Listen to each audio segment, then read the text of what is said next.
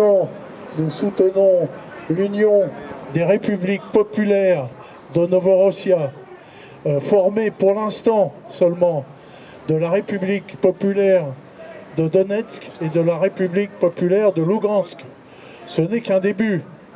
La Novorossia va grandir avec d'autres républiques populaires qui vont s'autoproclamer et adhérer à cette union des républiques populaires de Nouvelle-Russie. En 2 mois, beaucoup de choses se sont passées. Notamment, il y a eu l'attaque extrêmement violente des forces de la junte contre la population du Donbass, une attaque absolument terrible qui a ciblé prioritairement les populations civiles.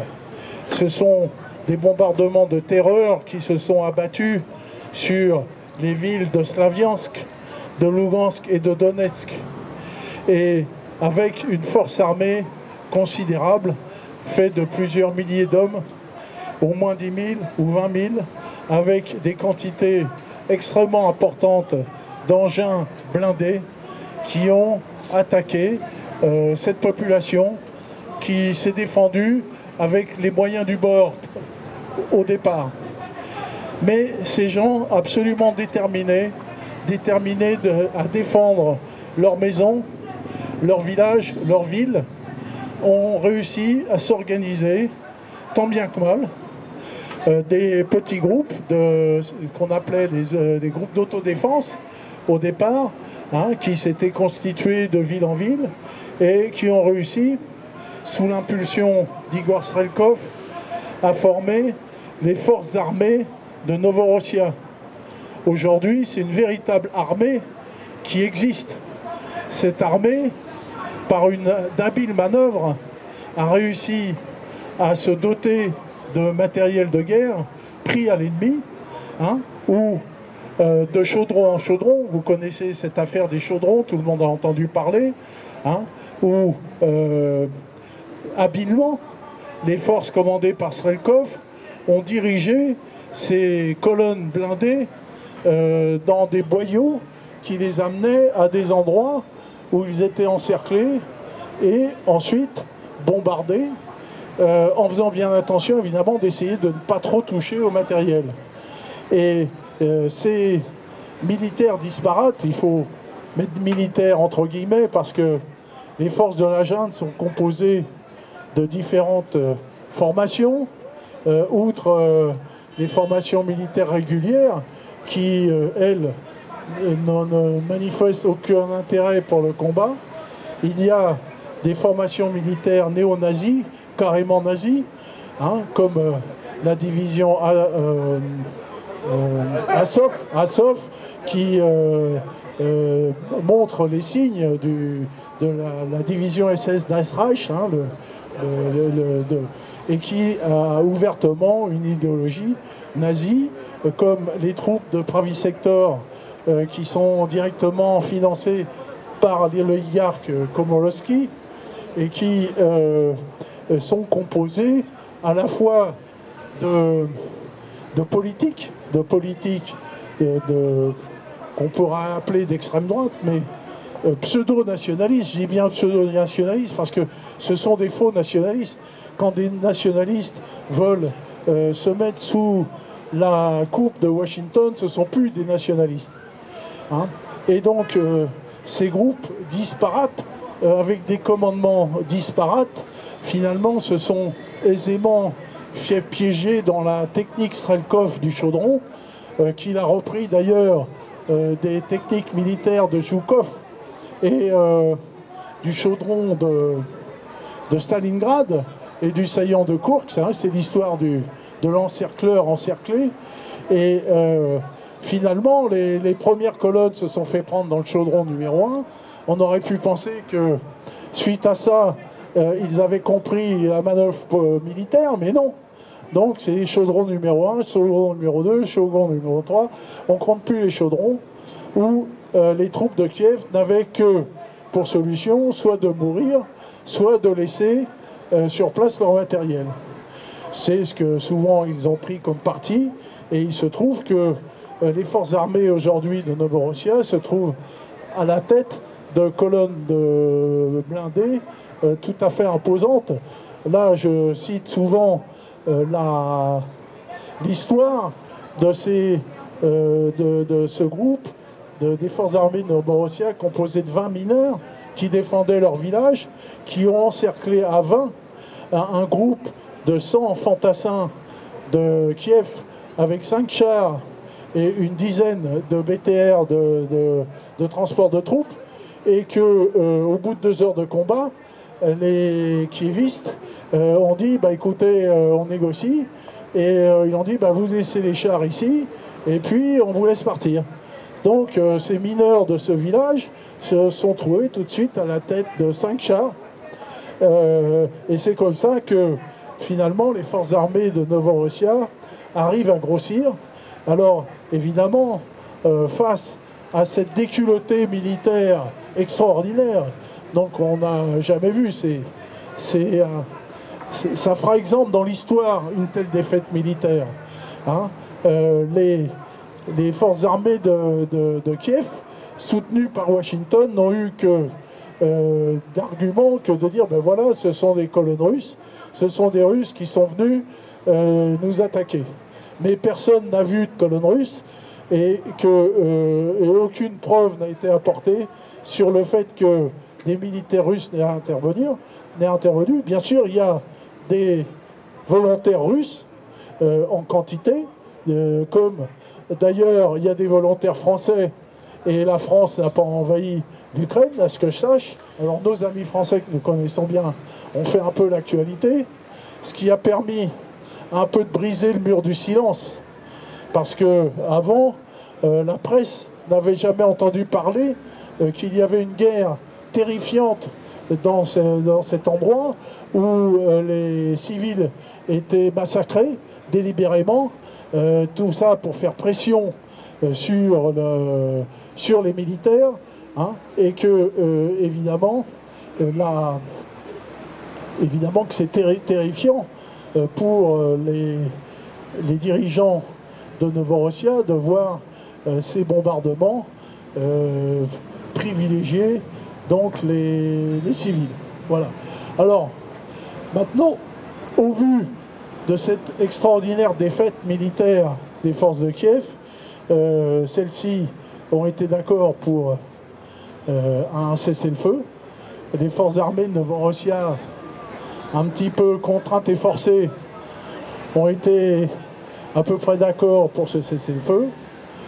Mais il n'est hors de question aujourd'hui pour les dirigeants de Novorossia, pour le peuple de Novorossia, de rentrer dans l'Ukraine.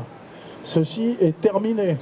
La Novorossia, l'union des républiques populaires de Novorossia, puisque c'est une union, ici le drapeau, c'est une union des républiques populaires de Novorossia qui pour le moment rassemble la République populaire de Donetsk, dont le drapeau est ici, et la République populaire de Lugansk, dont le drapeau devrait se retrouver par là aussi.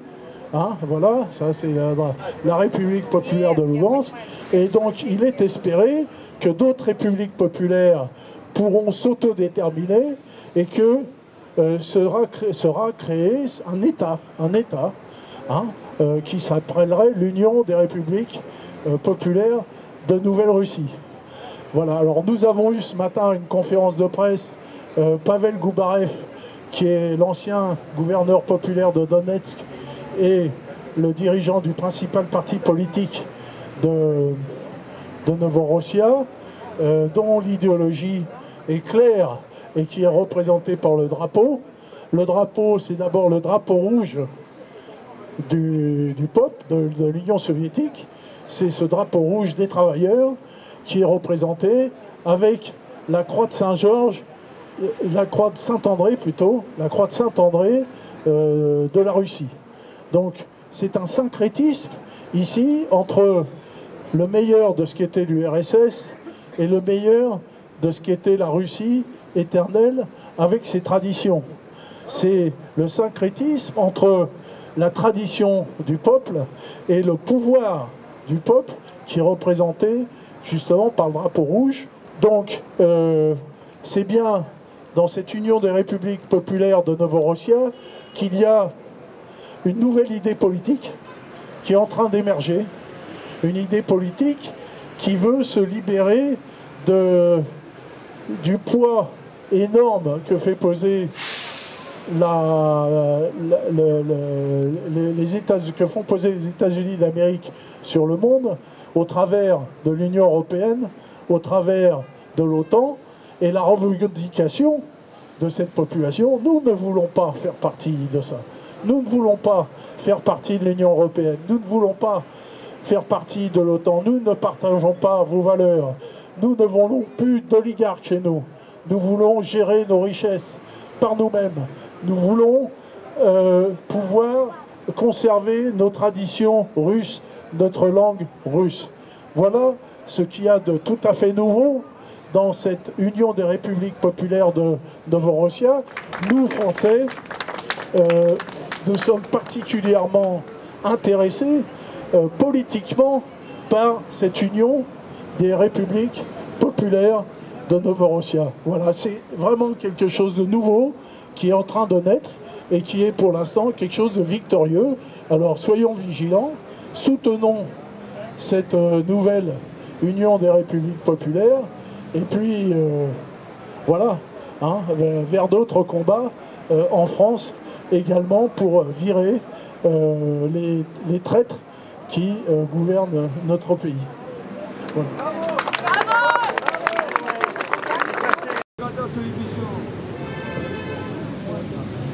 Je m'appelle Katerina Matvienko, je suis la fondatrice de l'association qui s'appelle AFOD, Aide aux familles orphelinats de Donbass. Depuis le mois de juin, on a commencé notre action humanitaire et on a envoyé déjà plus de 800 kilos d'humanitaire, notamment les vêtements chauds, les chaussures, la nourriture. Au monastère qui se trouve à 40 km de Donetsk. Au ce monastère, il a à peu près 80 familles réfugiées. Il a les enfants de bas âge, il a des enfants de 1 mois, 2 mois, 3 mois et aussi les personnes âgées parce que ce monastère, il a aussi une maison de retraite. On envoie les vêtements, mais aussi on envoie des dons financiers, ce qu'on récolte pendant les manifestations et quand je parle avec les gens un petit peu partout, à l'église orthodoxe. On continue notre action parce qu'aujourd'hui j'ai eu l'appel du maire, le maire de Kurachovo. C'est une ville qui se trouve à peu près aussi à 50 ou 70 km de Donetsk. Il a plus de 5000 réfugiés. Ils ont besoin d'aide humanitaire. Les vêtements chauds, et en ce moment je récolte cette aide humanitaire. Les gens de l'Île-de-France m'apportent chez moi, dans mon appartement, parce que pour le moment, on n'a pas un box, on peut stocker les vêtements. C'est qu'on les récolte chez moi et après on fait l'envoi régulièrement une fois par semaine. Une fois par semaine, il y a des colis qui partent.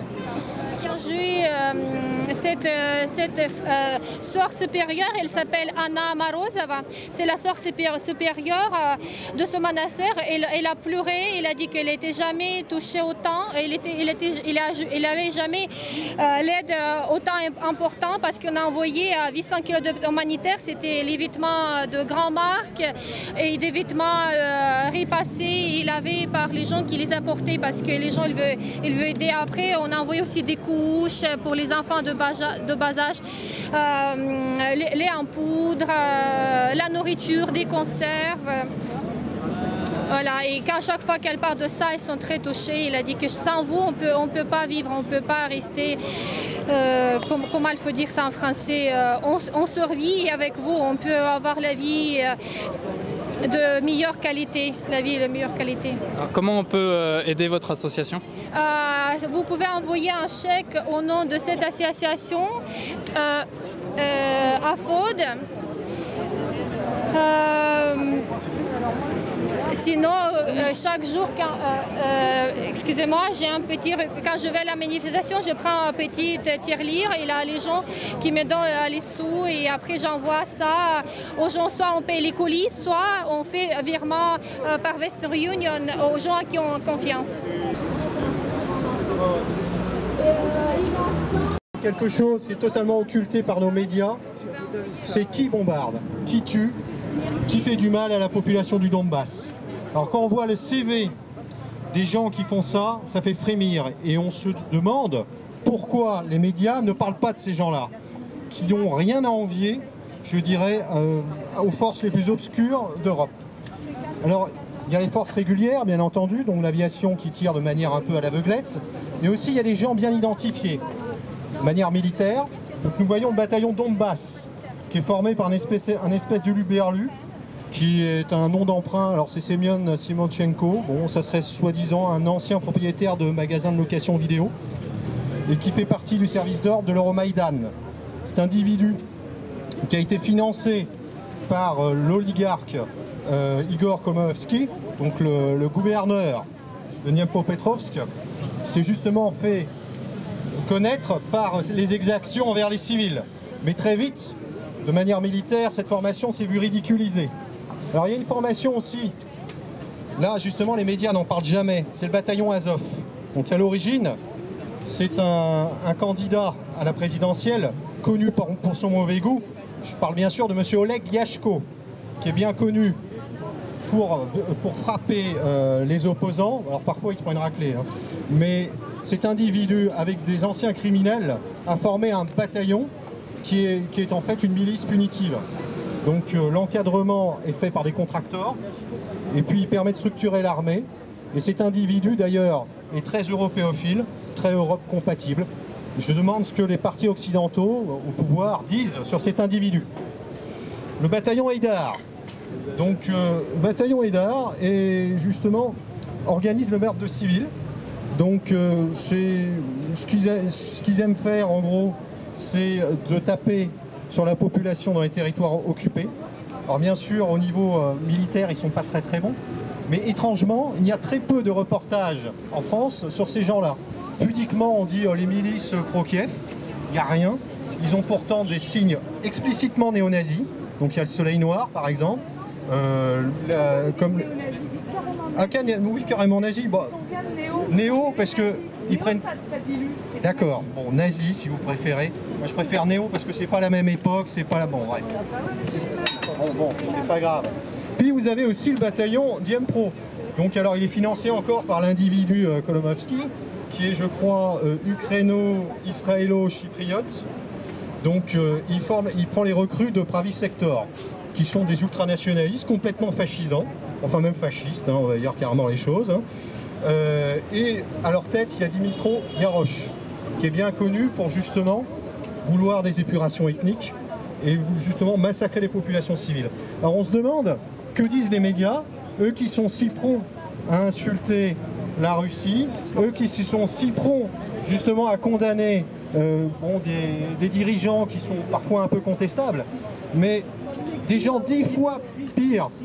Alors les crimes d'Odessa, bien entendu, on a vu des civils tués dans le Donbass, et puis rien, un silence. On voit Bernard-Henri Lévy qui explique que ces gens sont très bien. Bon, ben voilà, dans son livre, sa pièce de théâtre, hein, il explique que tout est bien.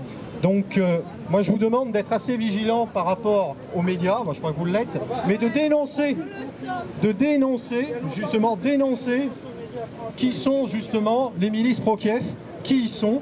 Et puis bon, alors l'insulte des médias, c'est de dire ah bah mais c'est Vladimir Poutine.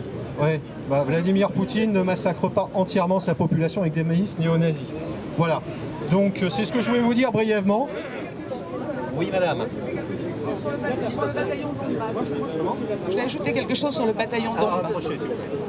C'est mieux.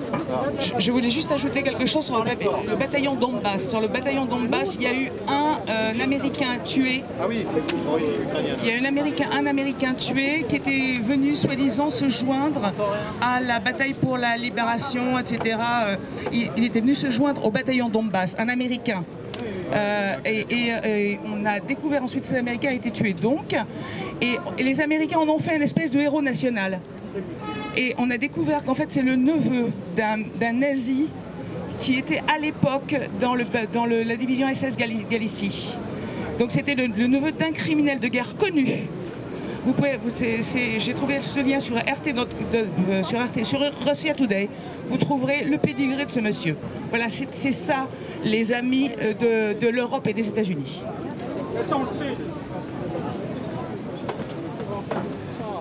C'est l'unique plan des stratèges de Washington, la guerre européenne, celle dont ils tirent le plus grand profit, comme après la Seconde Guerre mondiale, celle qui leur permettrait de s'asseoir encore plus leur suprématie. Nous resterons mobilisés sur nos gardes. Nous allons aussi nous structurer mieux et nous organiser pour aider encore nos amis de Novorossiya. Ils en ont besoin. Nous répondrons toujours présents. Longue vie à Novorossiya!